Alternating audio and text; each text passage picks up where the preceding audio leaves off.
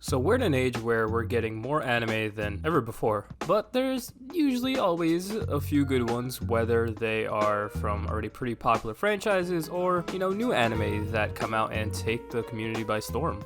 Now when it comes to zombie anime, I haven't watched too many, but I also don't think there are that many that are super popular or well known. But the ones that come to mind are, of course, Kabaneri of the Iron Fortress. This one came out several years ago. I think it can be considered a bit of an older anime now. Obviously, the visuals were one of the best things about it, but also just having the steampunk zombie setting and premise was pretty unique. And honestly, I wish they continued that series a little bit more. That's a bit of a more serious zombie anime. You've also got some more lighthearted comedic ones like Korowa Zombie Desu Ka, which I remember I watched a very long time ago. If you asked me anything about that show, I probably would not be able to tell you. And then of course you've got the classic High School of the Dead. Well, we've got another anime coming out this season that also has Of the Dead in their name, and this is a zombie anime that has the potential, I think, to be the best zombie anime of all time. That's right, Zom 100, Bucket List of the Dead. So I vaguely remember hearing about this manga when it first came out in 2018, but for one reason or another I didn't end up reading it. But I gotta say, episode 1 might have been the best debut episode for an anime that I've seen this season. Right off the bat, we're thrown into this world following our 24-year-old main character Akira Tendo and his new salaryman lifestyle. He's excited to kickstart his career, but pretty soon he learns that the corporate life is a lot darker than it seems on the surface. So much so that it turns our main character into probably the first zombie that we see in the show.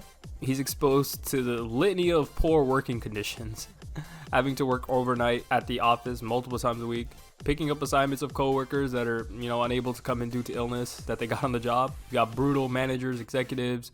You got employees at this office working so much and so hard that their health is degrading, and they're essentially brainwashed into competing for who can work the hardest, because this is all they feel validated by, despite literally slowly dying. So all of these devolving circumstances kind of culminate in Akira, contemplating some pretty dark things. I think that train scene was probably like one of the most shocking scenes I've seen, and I think they really knocked it out of the park with that. It just really goes to show you that this show is definitely one that can bounce between lighthearted and serious moments, and I think it's going to continue to do that going forward. Oh, also he gets cucked. So obviously this anime shows some of the worst of the work life in Japan, but just also how depressing corporate life can get overall. So I think for a lot of people that's going to be very relatable. And we haven't even gotten into the zombies yet. So I think introducing them in this show was done pretty uniquely. Things just kind of happen out of nowhere. We do get kind of a pun fake in the beginning with the movie, but that is kind of how it turns out. So there's a lot of questions that need to be answered, but I'm sure we'll get all of that. Regardless, it only further proved how brain broken our main character is, because initially he only worries about how this apocalypse will affect him going to work.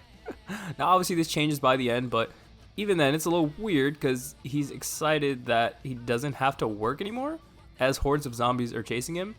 Everything I've pretty much talked about so far can be summed up with the fact that this anime feels very refreshing. With a lot of zombie media, you might have a main character that starts off alone, meet some survivors, and then they form groups. And there is something to the start of that journey that is very appealing. It's kind of like starting a game from scratch. But when it comes to movies or TV shows, how the characters approach being thrown out of their element in these post-apocalyptic worlds is supposed to be the draw. And Akira definitely has a perspective different than most. I also think that having a main character that's a bit older is a plus for this anime. He's not going to be as gullible or as just childish in general as like a high schooler or a middle schooler. He's also a former rugby player, so the athletic feats that we've seen from this episode make a little bit more sense. And then also just show is just very polished.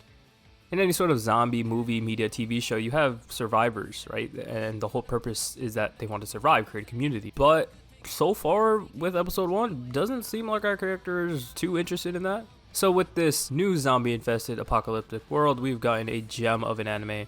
There aren't too many new anime that I'm looking at this season that are looking kind of intriguing, but Zom 100 is definitely at the top of the list, and I think it has a really good chance of competing for anime of the season. But we'll just have to wait to see. That was just episode 1. But let me know what you guys think about this anime so far. Are you guys watching it? If you haven't, I highly recommend it. If you're a zombie fan, then this is something that is going to be right up your alley. And now that we're kind of out of the real world, I want to see how this anime approaches portraying dark moments. Or is it going to be a little bit more lighthearted now that our character has a different attitude about his life? But I will catch you guys on the next one. Be sure to leave a like, hit that sub button, and I will see you guys pretty soon.